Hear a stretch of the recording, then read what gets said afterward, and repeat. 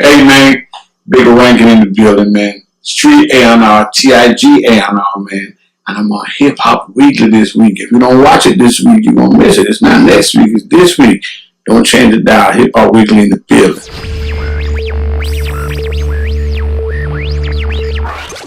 Okay, Hip Hop Weekly All Access. This is Brianna, and we're here live today with the one and only Bigga Rankin. How's it going? Oh, I'm doing perfectly good. Welcome to Hip Hop Weekly. Introduce yourself to the fans. I'm the OG Bigga Rankin. I'm always glad to be somewhere with somebody asking me questions instead of me asking them questions.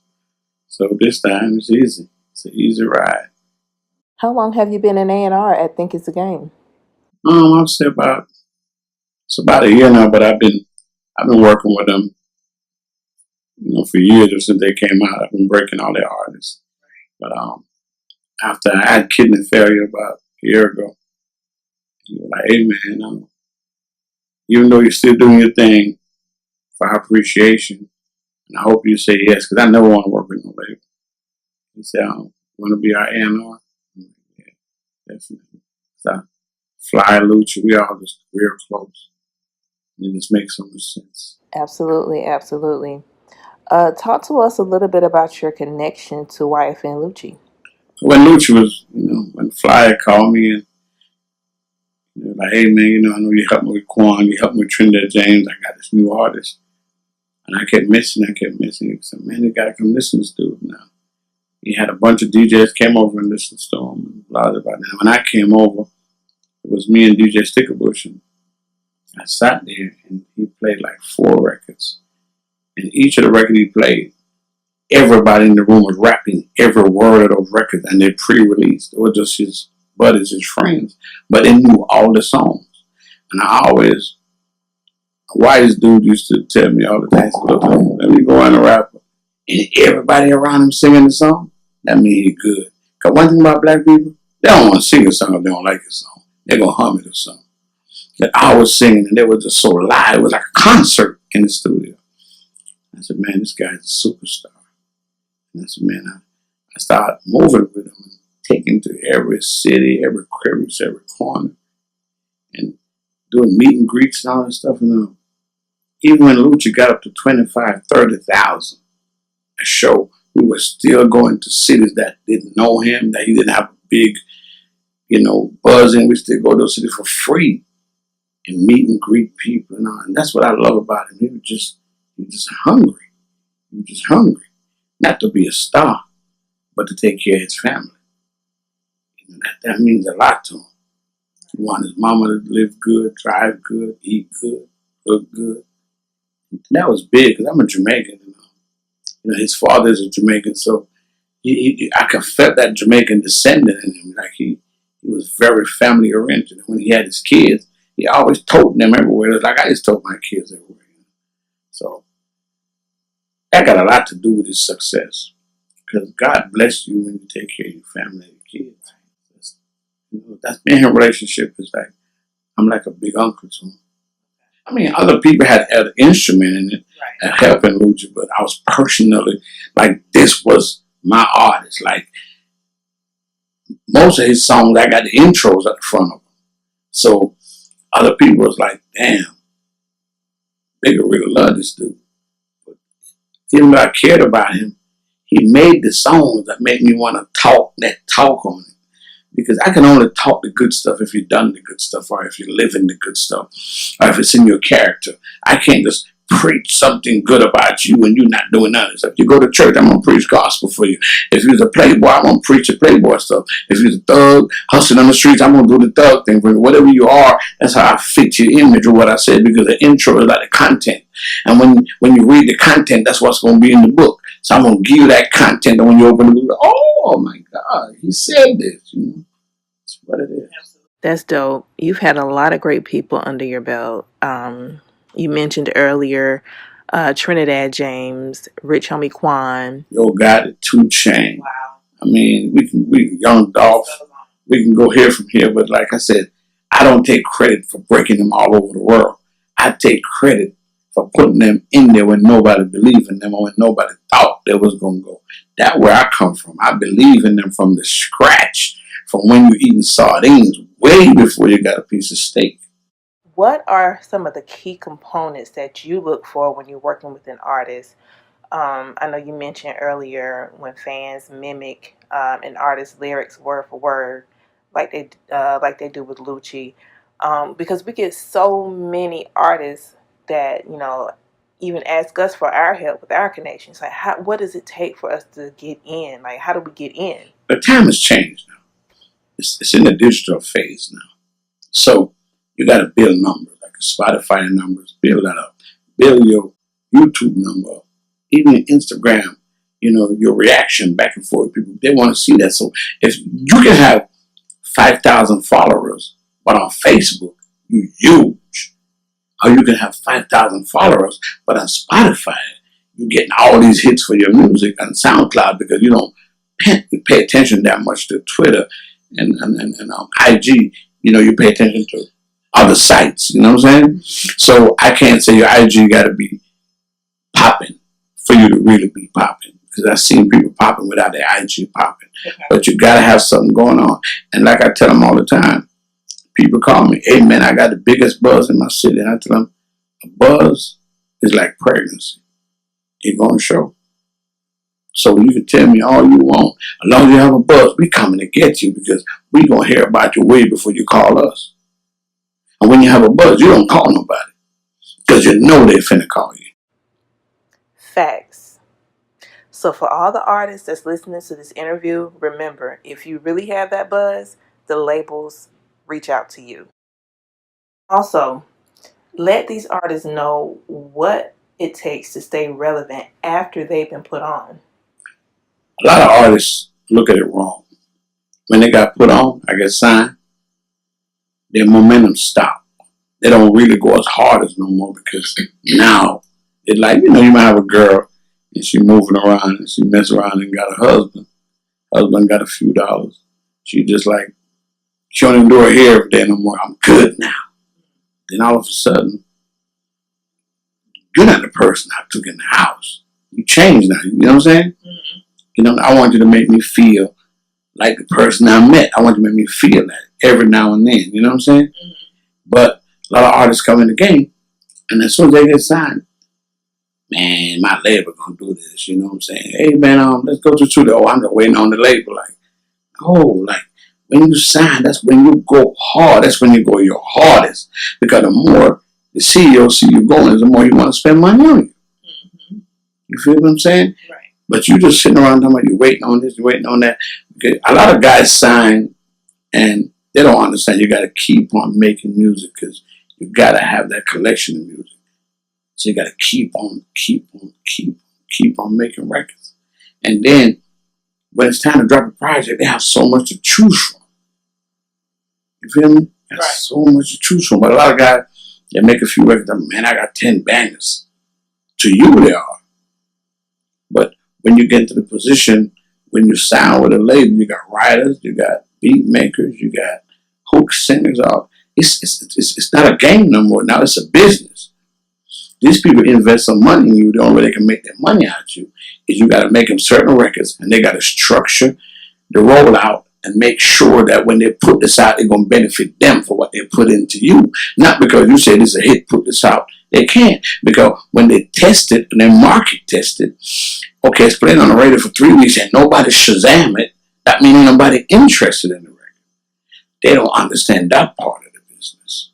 And that's the part of the business that a lot of these young cats is lock half. They don't really, I didn't know until I got in the industry, because I was just playing the street game. When you get in the industry, you learn it all, and then you put it with your street game, and then you're going to conquer, because now you got a cheat game, because now you know how to really do it. And a lot of guys out here doing it, I swear to God, they don't know what the hell they're doing. They're working too hard and doing too much for no results. When if you take the right path, your result come back so fast, you might slap yourself if you take the right path. Share some examples to our listeners what the right path is.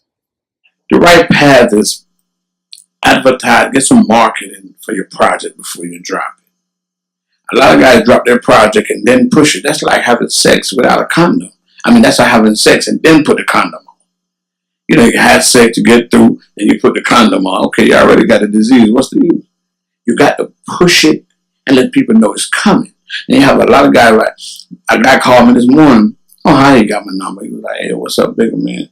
You know, and you know, people always speak to you real good when they have a conversation for you. How you doing? How your family doing? So they're doing good. He said, man, look, I need some promotions. I put my tape out. So I said, well, what site is it on? He said, well, it's on all platforms. So what do you mean all platforms? It's on Tidal, it's on Apple Music. Yes, but who is going to go to Tidal or Apple Music and write your name and look for your song? Now, who are you? You're not Lucci, you're not 2 Chainz, you're not Jay-Z. Who is going to go look for your music? Now, you just make a whole album, you spend all your money, make it, and just put it on all platforms to be bought. Who is going to go buy that from you without no advertising? Nobody is going to purchase that from you. So if you didn't advertise or marketing that it's on iTunes, and here's a single that's on iTunes, you like the single, you go look for some more records of his because it's marketed. And this is what's messing these people up. No marketing. You need marketing. You feel me? And they don't really understand that. Some, you know, you need PR, and sometimes you don't have to have it all, but have some of it. You might not have to have the big PR like Alicia them that costs a lot of money. You might have a PR that costs you $300 a month, but she's helping you in your area, you know, and get a few blogs for you and stuff like that. These guys just think you go to the club, you buy all these bottles and all this stuff, and you buy your big old poster and sit it up. That does nothing, because if you have a big poster at the club and you don't have a barcode that they can use their smartphone and just scan and see where your stuff is at, then you're still losing. You know what I'm saying? A few people might remember you, but after they drink a few beers and a few alcohol and walk out of the club, you gone. Unless you put that big ass poster in their car and drive it home with them. You have a website where you help promote artists as well, right? Yeah, I got a bunch of different blog sites. Like Bigga, I got a Bigger is Better website. I just like revamping it because I had it for a year and I didn't want to put it out until I have all the automatic tools and stuff for people to go in and get whatever and get my t-shirts and stuff like that. So I'm finna push that back out Memorial Weekend. I'm gonna push that site back out. But you know, I got a lot of blog sites like Team Bigga Rankin. You know, man, I have a team that put all this stuff together. So I can't name all the stuff I have, but I have a whole lot, and we did it because that's what you have to do to be relevant in this game. Well, tell us what's next for the OG. What do you have coming up? You won't believe this. Like I do mixtape, I do intros, I do everything. I'm signing a couple people over at TIG, but my dream, really, I'm in my 50s. I'm OG. I think I would like to be a pastor, like have my own church, because God been so good to me, and you can't put a time on it. Like I always tell people, like, why would you say that? What if you die tomorrow? Why don't you just do it? But I want to be anointed. I don't want to be appointed. I want to be anointed. Like, I love what God has done with my life. I give way more than I receive. My mom always tell me the art of being real is giving without expecting anything. And I give people a lot. I break a lot of artists. Some of them might not come back and give me anything, but I get my blessing from God, not from man. So it was good. All my kids, I got 12 kids, 10 daughters. All of them most of them already went to college. You know, everybody's good. Like, everybody's just beautiful. Everybody's good because that's what God does when you help people.